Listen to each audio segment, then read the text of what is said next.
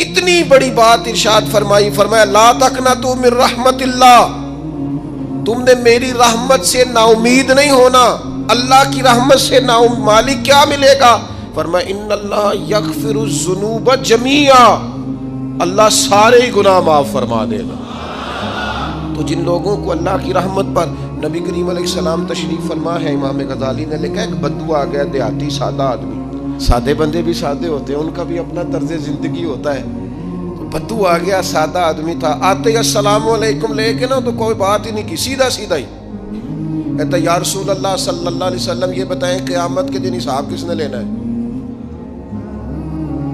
حضور فرمانے لگے بھائی یہ تو بڑی صاف سی اور مختصر سی اور سادہ سی بات ہے، حساب تو اللہ تعالیٰ نے لینا ہے۔ اب اس نے جو لفظ کہے اللہ کے حبیب کی آنکھوں میں آنسو آ گئے، کہنے لگے اگر اللہ نے حساب لینا ہے پھر انشاءاللہ کرم ہی ہوگا۔ تو حضور فرمانے لگے تمہیں یہ امید کس طرح ہے؟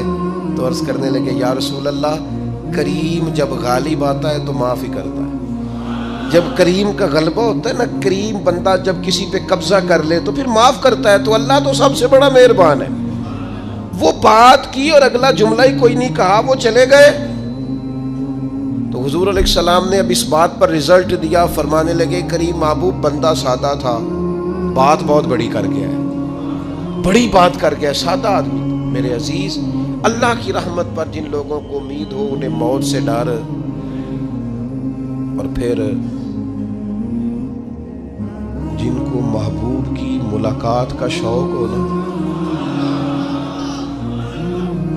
ہم نے جان دے دی وعدہ دیدار پر، ہم سے وعدہ کیا گیا تھا کہ تم مرو گے نا تو تمہیں دیدار ملے گا، تو ہم نے جان ہی دے دی وعدہ دیدار پر، جان ہی دے دی وعدہ دیدار پر۔ اور پھر فرماتے ہیں نقد اپنا دام ہو ہی جائے گا، فرماتے ہیں ہم نے جان دی ہے اس وعدے پر کہ وہ ملے گا، تو امید ہے کہ یہ سودا ادھار نہیں۔ جیسے ہی قبر میں جائیں گے سامنے حضور کی زیارت نصیب ہو جائے گی۔ اس لیے لحد میں بھی عشق رخ شاہ کا داغ لے کے چلے، اندھیری رات سنی تھی سو چراغ لے کے چلے۔ یہ حدیث آپ نے بھولنی نہیں، یہ تنہائیوں میں یاد رکھنے کی روایت ہے، یہ تنہائیوں میں پڑھنے کی روایت ہے۔ یہ اپنے ذوق کو تازہ، جو لوگ کہتے ہیں نا وجد سرور کیف میں جانا چاہتا ہوں، وہ مشکات شریف کی اس حدیث کو دیکھے۔ اللہ کے حبیب علیہ السلام نے فرمایا لوگوں میں تمہیں بتاؤں قیامت کے دن اللہ تعالیٰ بندوں سے پہلا سوال کیا فرمائیں گے اور بندے اس کا جواب کیا دیں گے؟ یا رسول اللہ کرم فرمائیے بتائیے۔ تو کریم فرمانے لگے اللہ تعالیٰ قیامت کے دن بندوں سے سب سے پہلا سوال، اگرچہ بعض اور احادیث میں اور سوالات بھی آئے ہیں قیامت میں جو سب سے پہلے ہوں گے، لیکن اس حدیث میں یہ والا سوال حضور نے بیان فرمایا۔ حضور فرمانے لگے اللہ قیامت کے دن اپنے بندوں سے سب سے پہلا سوال یہ فرمائے گا کیا تم میری ملاقات کو پسند کرتے تھے؟ اوئے ہوئے ہوئے، کیا تمہارا ملنے کو جی چاہتا تھا؟ کبھی اے حقیقت منتظر نظر آ نہ لباس مجاز۔ اقبال کہتے ہیں تیرے کرم اتنے ہیں دل کرتا ہے تجھے دیکھیں، کبھی کبھی اے حقیقت منتظر نظر آ نہ لباس مجاز میں، لاکھوں سجدے تڑپ رہے ہیں میری جبین نیاز میں، تمہارا دل کرتا تھا مجھ سے ملنے کو؟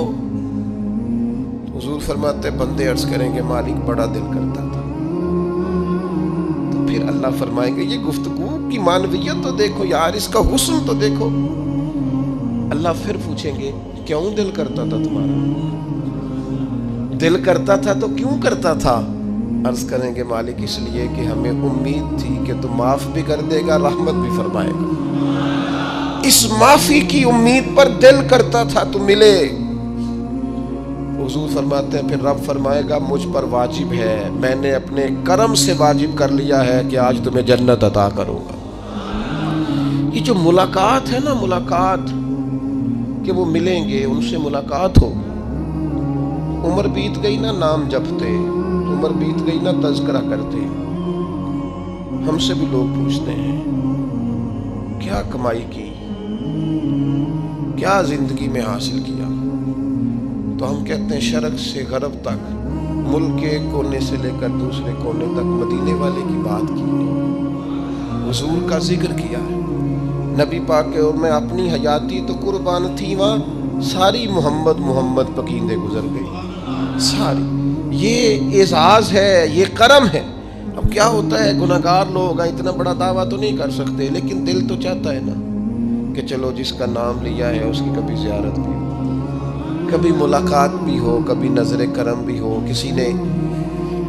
کسی نے اپنے محبوب سے کہا تھا کہ ذرا ایک نظر مجھ پہ بھی کیجئے، تو قریب بیٹھے ایک شخص نے کہا یار تو نے بڑا دعویٰ کیا ہے، جو محبوب ہوتے ہیں ان کو تکلیف نہیں دی جاتی، تو کہتا ہے پورا چہرہ ہی تیری طرف پھیرے۔ تو پھر اس نے اس درویش سے پوچھا کہ میں بھلا پھر کیا کروں، میرا دل تو میرا بھی کرتا ہے نا۔ چلو یہ تو آپ کی بات ٹھیک ہے کہ اب میں محبوب سے کہوں کہ اتنی تکلیف کرے کہ میری طرف پورا رخ پھیرے تو ٹھیک نہیں، تو پھر بتائیں میں کیا کروں؟ تو اس نے کہا ان راہوں میں کھڑا ہو جا جن راہوں کی طرف وہ کریم دیکھتا ہے۔ چلو اسی با کردار کو دیکھتے دیکھتے بیچ میں تیرے اوپر بھی نظر، مجھ پہ محشر میں نصیر ان کی نظر پڑ ہی گئی، مجھ پہ محشر میں نصیر ان کی نظر۔ اوئے ہوئے، اللہ کرے آپ کو بھی وہ لطف آئے جو مجھے آ رہا۔ کہتے مجھ پہ محشر میں نصیر ان کی نظر۔ یہ انتہائی عاجزی ہے کہنے والے کی۔ اس نے بالکل اپنے آپ کو ختم کر کے کہا کہ میں قابل تو نہیں تھا، اور میں پھر تکلیف دیتا کہ میری طرف دیکھیں، اسپیشل میرے لیے وقت نکالیں۔ پر کرم یہ ہوا کہ مجھ پہ محشر میں نصیر ان کی نظر پڑ ہی گئی۔ کہنے والے اسے کہتے ہیں خدا کا کرنا، کہنے والے اسے کہتے ہیں خدا کا کرنا۔ اللہ نے کیا کہ نظر مجھ پر پڑ ہی گئی، اور جب پھر پڑ گئی تو تیری ایک نظر کا کمال ہے اور میری زندگی کا سوال ہے۔ بس جب پڑ گئی تو سو پھر پڑ گئی۔ موت سے وہ بندہ کبھی نہیں ڈرتا جسے ملاقات کا شوق ہو۔ ملنا چاہے داتا علی اجویری سے اور موت سے ڈرے، ملنا چاہے حضرت غوث پاک جیلانی سے اور پھر موت سے ڈرے۔ زندگی گزری ہو علی علی کرتے پھر موت سے ڈرے۔ عمر بھر سیدنا عثمان غنی کی سخاوت کی بات کی ہو اور پھر جنت میں جا کے ان سے ملنے کا شوق پیدا نہ کرے۔ ساری زندگی سیدنا فاروق کا عدل بیان کیا ہو، ساری زندگی ان کے انصاف کا تذکرہ کیا ہو، پوری امت کو بتایا ہو کہ اگر جینا چاہتے ہو تو عمر کے رستوں پر چلو، اور پھر یہ موت سے ڈرے اور مر کے جناب فاروق اعظم کی زیارت کو پسند نہ کرے۔ جسے صدیق کی وفائیں یاد ہو، جنہیں جناب ابو بکر صدیق کا عشق یاد ہو، وہ پھر ان کی زیارت نہ کرنا چاہے اور ساری عمر حضور کی نعت پڑھی ہو۔ مانا نہیں آتا تھا پھر بھی کہا بلغ العلا بکمالہ کشف الدجا بجمالہ حسنت جمیع خصالہ صلو علیہ والہ سے نہیں ترجمہ آتا تھا، پر جب بھی کو پڑھتا تھا یہ بھی جھومتا تھا مولا یا صلی وسلم دائماً۔ میں آپ کو بتاتا ہوں، توتلا آدمی، توتلا اور دیوانہ مجذوب بیچارہ، سمجھ نہیں، توتلا بولنا بھی ٹھیک نہیں آتا۔ مجھے نماز کا سلام پھرا تو وہ جلدی آ گئے، وہ ایک مجذوب آدمی تھے، سادے تھے، تو سلام لی تو کہنے لگے میں گل کرنی سی۔ تو میں نے ان سے کہا کہ تھوڑی دیر کے بعد ملتے ہیں۔ سادہ آدمی ہے، اللہ مجھے معاف کرے، میں کوئی نقل تو نہیں ان کی اتار سکتا۔ اس زبان کو ہم توتلی نہیں کہتے، ہم اس زبان کو بلالی زبان کہتے ہیں۔ یہ بڑی خوبصورت زبان ہوتی ہے۔ یہ جو توتلے لب و لہجے ہوتے ہیں نا، وہ جب بچہ پوری طور پہ اماں نہیں کہہ سکتا، توتلا ہوتا ہے، تو کوئی مزہ آتا ہے اماں کو اماں کہلوانے میں۔ جب وہ پوری طور پر باپ کو بابا نہیں کہہ سکتا اور توتلا ہوتا ہے تو کوئی مزہ آتا ہے کہنے میں۔ وہ جب دادی نانی دادا کہتا ہے تو دادے کا دل کرتا ہے یہ 100 بار کہے، چونکہ اسے کہنا نہیں نہ آتا، لیکن اس توتلاہٹ میں جو اس کو لطف آتا ہے۔ مجھے بڑے لوگ آ کے شعر سناتے ہیں، میں نے بڑے خوشگلو نعت خانوں سے زندگی میں سنا ہے۔ وہ صاحب میرے پاس آئے اور میں نے کہا بعد میں ملیں گے، تو سادہ آدمی ہے، مجذوب ہے، پورا شعور نہیں رکھتا۔ مجھے کہنے لگا مصطفیٰ جان رحمت کے بعد، مصطفیٰ جان رحمت پہ لاکھوں سلام کے بعد، یعنی معنی یہ تھا کہ سلام کے بعد۔ تو اب بڑے بڑے سریلے بندوں سے بھی بندہ سنتا ہے میرا دل کرے، اور میں نے جان بوجھ کے ان سے کہا دوبارہ کیا جائے ذرا، کیونکہ توتلے تھے نا. میں نے کہا تو کہنے لگے مصطفیٰ جان رحمت پہ لاکھوں سلام کے بعد او میرے عزیز یاد رکھو ساری زندگی حضور کی نعتیں پڑھی، نبی پاک کے تذکرے سنے، اب موت سے ڈر جائیں؟ حالانکہ موت تو ایک پل ہے، پل سے گزریں گے تو سامنے اللہ کا دیدار بھی ہوگا، مدینے والے کی زیارت بھی نصیب ہوگی. تو زیارت ہوگی اور ہر نظر کانپ اٹھے کہ محشر کے دن خوف سے ہر کلیجہ دہل جائے گا، اوڑھ کر کالا جبہ وہ آ جائیں گے اور سارے محشر کا نقشہ بدل جائے گا. یہ موت کا خوف نکالنے والی چیزیں ہیں، ڈر. اچھا مجھے ایک بات بتائیں، یہ میں امید کی بات کرنے لگا ہوں، چلیں اب یہ بات تو مشکل ہے پر کرنی پڑے گی، مجبوری ہے. کبھی کبھی ابا جی سے مار بھی پڑ جاتی ہے بندے کو، گھر میں کو 2-4 لگ بھی جاتی ہیں، تو اس وقت نا جو سب سے بڑا سہارا کسی کو نصیب ہوتا ہے وہ یہ ہوتا ہے کہ اللہ کرے اماں گھر میں موجود ہو.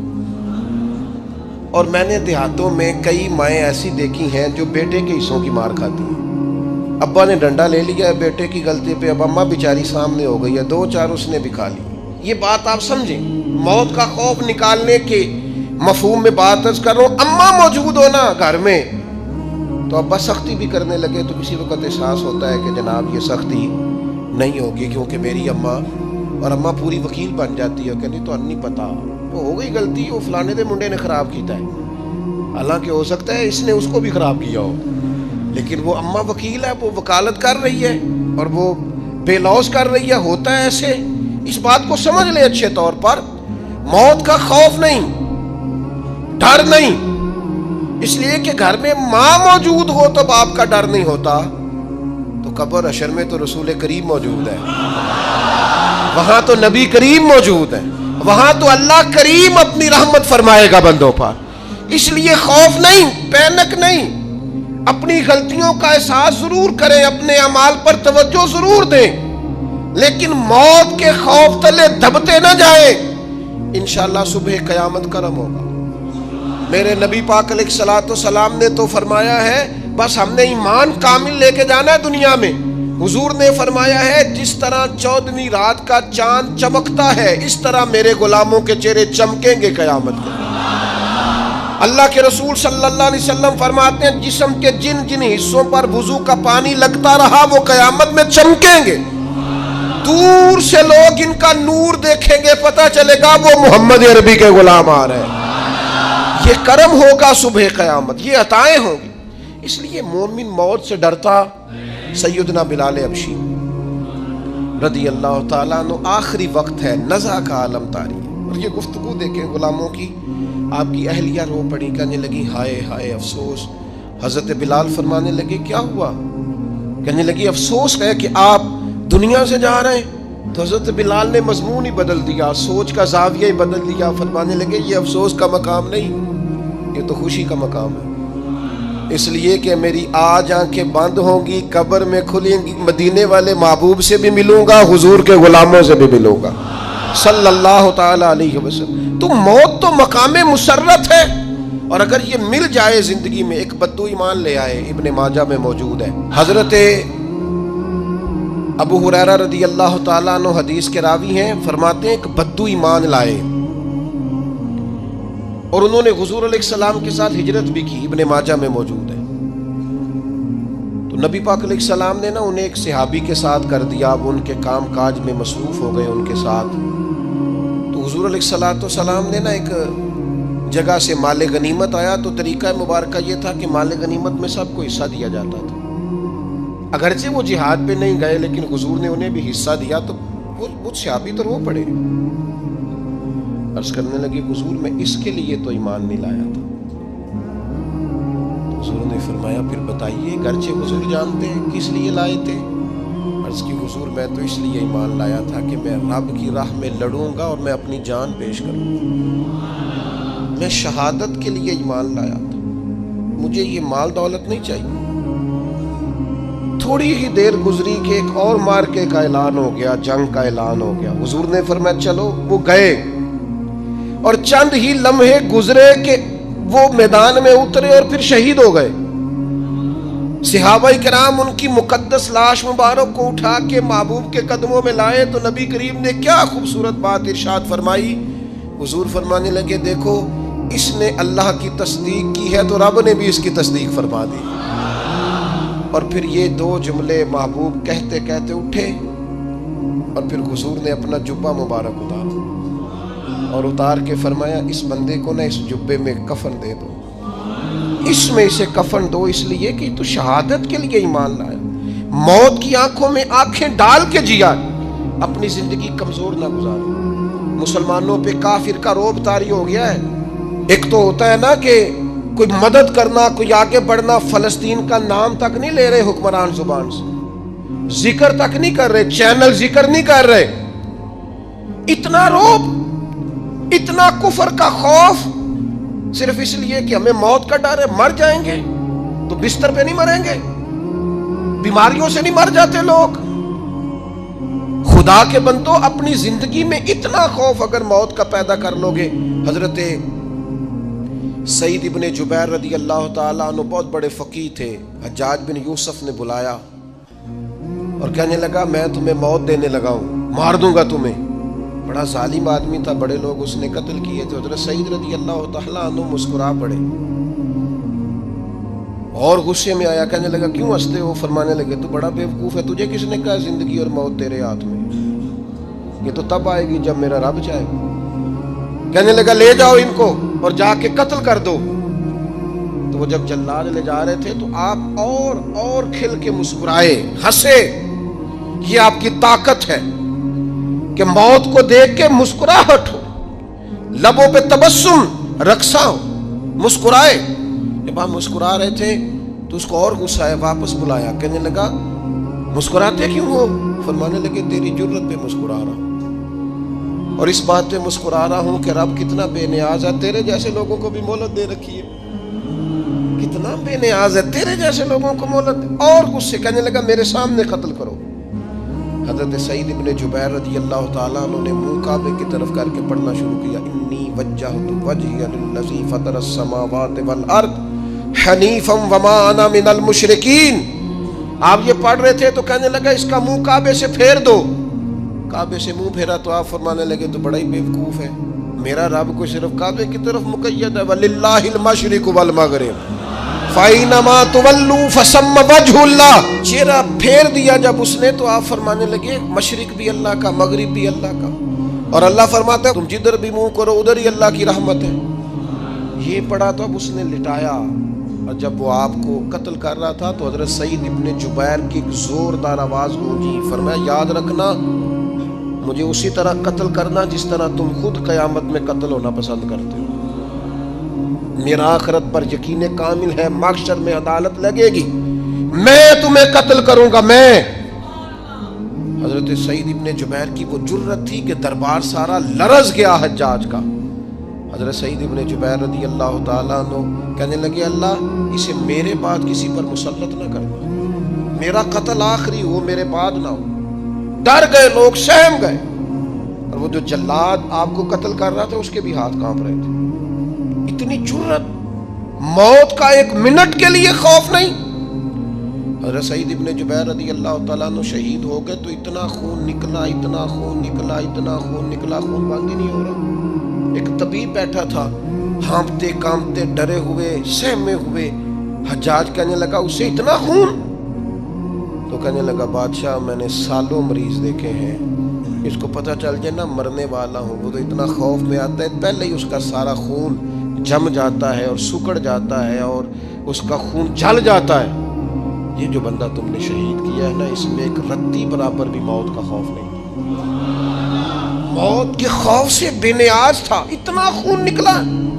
حضرت سعید ابن جبیر شہید ہوئے اسی دن حجاج کے پیٹ میں درد شروع ہوا. صرف 15 دن حجاج بعد میں زندہ رہا ہے, 15 دن, اور ساری رات تڑپتا تھا, کہتا تھا مجھے خواب میں آ کے پیروں سے گھسیٹتے. حضرت سعید ابن جبیر چلاتا تڑپتا 15 دنوں کے اندر. طبیبوں نے کہا تیرا جو مرض ہے یہ کوئی آسمانی عذاب ہے.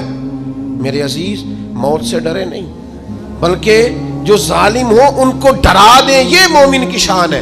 اپنی زندگی کے اندر سے موت کا خوف نکال دیں، تاکہ زندگی کے جو دن ہیں وہ جیے تو جا سکیں، وہ انسان مضبوطی سے وقت سے گزار سکے۔ حضرت علی شیر خدا رضی اللہ تعالیٰ عنہ نا وہ جیکٹ نہیں پہنتے تھے جنگی، جو کمر پہ پیچھے لوگ پہنتے تھے نا، تلوار کوئی مارے تو زخم نہ ہو۔